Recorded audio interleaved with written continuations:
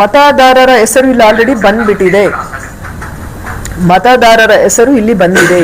ಪುನಃ ಮತದಾರರ ಹೆಸರು ಇಲ್ಲಿ ಬರೆಯೋದು ಬೇಡ. ಇಲ್ಲಿ ನಾವು ಕೇಳ್ತಿರೋದು ಮತದಾರರ ಸಂಬಂಧಿಯ ಹೆಸರು, ಅವರ ಹೆಸರು ಬರೆದ್ರಿ, ಅವರ ಎಪಿಕ್ ನಂಬರ್. ಮತದಾರರ ಸಂಬಂಧಿ ಹೆಸರು ಇಲ್ಲಿ ಹೆಸರು ಬರೆದ್ಮೇಲೆ ಅವರಿಗೆ ಸಂಬಂಧ ಯಾರಿದ್ದಾರೆ? ಈಗ ತಾಯಿ ಅಂದ್ರೆ ಅವರ ಪತಿ, ಇಲ್ಲಿ ಅವರಿಗೆ ಮದುವೆ ಆಗಿತ್ತು ಅಂದ್ರೆ ಅವರ ಪತಿಯ ಹೆಸರು ಬರ್ತದೆ. ಸಪೋಸ್ ಅವರ ತಾಯಿಗೆ ಆಗ ಮದುವೆ ಆಗಿಲ್ಲ ಅಂದ್ರೆ ಅವರ ತಂದೆ ಹೆಸರು ಬರ್ತದೆ, ಅವರ ಸಂಬಂಧಿಯ ಹೆಸರು. ಮತ್ತೆ ಅವರ ವಿಧಾನಸಭಾ ಕ್ಷೇತ್ರ, ಜಿಲ್ಲೆ, ರಾಜ್ಯ, ಅವರ ವಿಧಾನಸಭಾ ಕ್ಷೇತ್ರ ಮಾಹಿತಿ ಕೊಡ್ಬೇಕು. ಇದು ಇಷ್ಟು.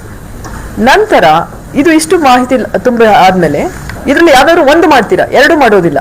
ಐದರ್ ಇದನ್ನ ತುಂಬ್ತೀರಾ, ನಿಮ್ಮ ಹೆಸರು 2002 ಇದ್ರೆ, ಅಲ್ಲಿ ಇರ್ಲಿಲ್ಲ ಅಂದ್ರೆ ಇದು ಖಾಲಿ ಇರ್ತದೆ. ಇದನ್ನ ತುಂಬಿರ್ತೀರಿ ನಿಮ್ಮ ಸಂಬಂಧಿಯ ಹೆಸರು, ಅಂದ್ರೆ ನಿಮ್ಮ ಪೂರ್ವಿಕರು, ನಿಮ್ಮ ತಂದೆ ತಾಯಿ ಅಥವಾ ಅವರ ಸಂಬಂಧದ ಹೆಸರನ್ನ ಇಲ್ಲಿ ತುಂಬಿರ್ತೀರ. ಎಪಿಕ್ ಸಂಖ್ಯೆ ಹಾಕ್ತೀರಿ, ಲಭ್ಯವಿದ್ರೆ, ಲಭ್ಯವಿಲ್ಲ ಅಂದ್ರೆ ಅದು ಹಾಗೆ ಬಿಡ್ತೀರಾ. ಇನ್ನು ಕೆಳಗಿನ ಪಟ್ಟಿಯಲ್ಲಿ ಏನ್ ಮಾಡ್ತೀರಿ, ಜನ್ಮ ದಿನಾಂಕ ಇರ್ತದೆ. ಇದು ಮತದಾರರ ಜನ್ಮ ದಿನಾಂಕವನ್ನ ಇಲ್ಲಿ ನಮೂದಿಸಬೇಕು. ನಂತರ ಅವರ ಆಧಾರ್ ಸಂಖ್ಯೆ ಐಚ್ಛಿಕ ಇರ್ತದೆ, ಅವ್ರಿಗೆ ಆಪ್ಷನಲ್, ಅವ್ರಿಗೆ ಇಷ್ಟ ಇದ್ರೆ ಹಾಕ್ಬಹುದು, ಇಲ್ಲ ಅಂದ್ರೆ ಅವಶ್ಯ ಇಲ್ಲ. ಮೊಬೈಲ್ ಸಂಖ್ಯೆ ಖಂಡಿತವಾಗಿ ಹಾಕಬೇಕು. ನಮ್ಮ BLOಗಳಿಗೆ ನಿಮ್ಮನ್ನ ಟ್ರೇಸ್ ಮಾಡಕ್ಕೆ ಅನುಕೂಲ ಆಗುತ್ತೆ. ಆಮೇಲೆ ತಂದೆಯ ಮತ್ತು ಪೋಷಕರ ಗುರುತಿನ ಚೀಟಿ, ತಂದೆಯ ಹೆಸರು ಬರಿಬೇಕು.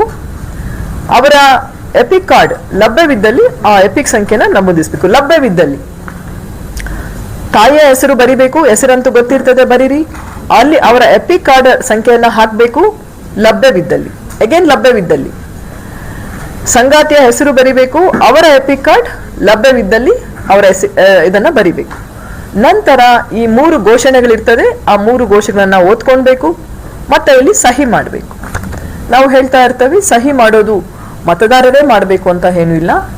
ಮತದಾರರ ಮನೆಯಲ್ಲಿ ಒಬ್ಬ ಹಿರಿಯ ಸದಸ್ಯರು, ಕುಟುಂಬದ ಹಿರಿಯ ಸದಸ್ಯರು ಅವರ ಪರವಾಗಿಯೂ ಸಹ ಸಹಿ ಮಾಡಬಹುದು. ಮಾಡಿಬಿಟ್ಟು ಯಾರು ಸಹಿ ಮಾಡಿದ್ದಾರೆ ಅಂತ ಹೇಳಬೇಕು. ಅವರ ತಾಯಿ ಸಹಿ ಮಾಡಿದಾರಾ, ತಂದೆನ, ಅತ್ತೆನ, ಮಾವನ, ಯಾರು ಹೆಸರು ಇದೆ ಅವರು ಬರಿಬೇಕು. ಅವರು ಯಾರು ಸಹಿ ಮಾಡಿದ್ದಾರೆ ಅವರ ಹೆಸರು, ಸಹಿ ಮಾಡಿದವರ ಹೆಸರು ಮತ್ತೆ ಸಂಬಂಧ ಬರಿಬೇಕು.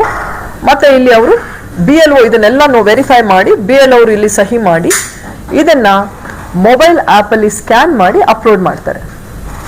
ಅಪ್ಲೋಡ್ ಮಾಡಿದಾಗ ಸಬ್ಮಿಟ್ ಅಂತ ಬರ್ತದೆ. ಅವರು ಸಬ್ಮಿಟ್ ಮಾಡಿದ್ರೆ ಈ ಪ್ರೋಸೆಸ್ ಮುಗಿತದೆ, ಗಣತಿ ಪ್ರಕ್ರಿಯೆ ಮುಗಿಯುತ್ತೆ. ಇದು ಇಷ್ಟು. ಇನ್ನು ಕೇಳಬಹುದು ಯಾವೆಲ್ಲ ದಾಖಲೆಗಳನ್ನ ಕೊಡಬೇಕು ಆ ಸಮಯದಲ್ಲಿ ಅಂತ ಹೇಳಿ. ದಯವಿಟ್ಟು ಎನ್ಯುಮರೇಷನ್ ಪೀರಿಯಡ್ ಅಲ್ಲಿ ಯಾವುದೇ ದಾಖಲೆಗಳ ಅವಶ್ಯಕತೆ ಇಲ್ಲ, ಕೊಡೋದು ಬೇಕಾಗಿಲ್ಲ. ನಮ್ಮ ಮತದಾರರು ಇಷ್ಟೇ ಮಾಡಬೇಕು, ಅವರಲ್ಲಿ ಇರ್ತಕ್ಕಂತಹ ಎಪಿಕ್ ಕಾರ್ಡ್ ಅನ್ನ ಎತ್ತಿಟ್ಕೊಂಡಿರಿ. ಒಂದು ಆಧಾರ್ ಕಾರ್ಡ್, ಅದು ಆಪ್ಷನಲ್ ಇದೆ, ಆದ್ರೂ ಅದು ಕೊಟ್ರೆ ನಿಮ್ಮನ್ನ ಟ್ರೇಸ್ ಮಾಡೋದು ಈಸಿ ಆಗ್ತದೆ. ಹಾಗಾಗಿ ಆಧಾರ್ ಕಾರ್ಡ್ ಎತ್ತಿಟ್ಕೊಳ್ಳಿ, ನಿಮ್ಮ ಎಪಿಕ್ ಕಾರ್ಡ್ ಅನ್ನ ಎತ್ತಿಟ್ಕೊಳ್ಳಿ. ಅದನ್ನ ನಿಮಗೆ ಬೇಕಾಗುತ್ತೆ ಮಾಹಿತಿ. ಇತ್ತೀಚಿನದು ನಿಮ್ಮ ಆಲ್ರೆಡಿ ಬಂದ್ಬಿಟ್ಟಿದೆ ಇಲ್ಲಿ ನಿಮ್ಮ ಎಲ್ಲ ಮಾಹಿತಿ. 2002 ನಿಮ್ಮದು ಇದ್ರೆ ಅದನ್ನ ಎತ್ತಿಟ್ಕೊಳ್ಳಿ. ನಿಮ್ಮದು ಇಲ್ಲ ಅಂದ್ರೆ ನಿಮ್ಮ ತಂದೆ ಅಥವಾ ನಿಮ್ಮ ತಾಯಿ ಇದು ಎಲ್ಲ ಎತ್ತಿಟ್ಕೊಳ್ಬಹುದು. ಇದು ಸರಳ ಒಂದು ಪ್ರಕ್ರಿಯೆ. ಸೊ ಹಾಗಾಗಿ ಇದು ನಮ್ಮ ಎಲ್ಲ BLOಗಳಿಗೆ ನಾವು ಟ್ರೈನ್ ಅಪ್ ಮಾಡಿದ್ದೇವೆ. ಸೊ ಹಾಗಾಗಿ ಯಾವುದೇ ಗೊಂದಲಕ್ಕೆ ಅವಕಾಶ ಇಲ್ಲದೆ ಈ ಫಾರ್ಮ್ ಅನ್ನು ಅವರು ಸಬ್ಮಿಟ್ ಮಾಡಬೇಕು.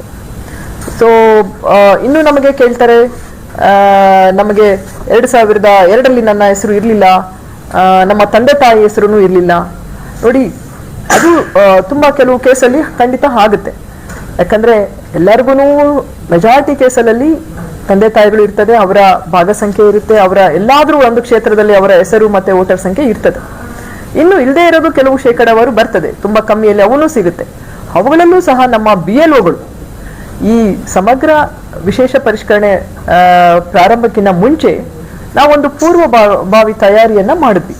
ಅದು ಏನು ಅಂದ್ರೆ ಮ್ಯಾಪಿಂಗ್. ನೀವೆಲ್ಲ ಕೇಳಿರ್ಬೋದು, ಮ್ಯಾಪಿಂಗ್ ಆಗಿದೆ, ಮ್ಯಾಪಿಂಗ್ ಆಯ್ತು. ಮ್ಯಾಪಿಂಗ್ ಅಂದ್ರೆ ಏನು? ಈ ಪ್ರಕ್ರಿಯೆ ಪ್ರಾರಂಭಿಸುವುದಕ್ಕಿಂತ ಮುಂಚೆ ಮ್ಯಾಪಿಂಗ್ ಮಾಡುವಾಗ ನಮ್ಮ BLOಗಳು ಮನೆ ಮನೆಗೆ ತೆರಳಿ ಅವರ ಪೂರ್ವಿಕರ ಒಂದು ಲಿಂಕ್, ಕುಟುಂಬದ ಲಿಂಕ್, ನಾವು ಪ್ರೊಜನಿ ಲಿಂಕೇಜ್ ಅಂತೀವಿ.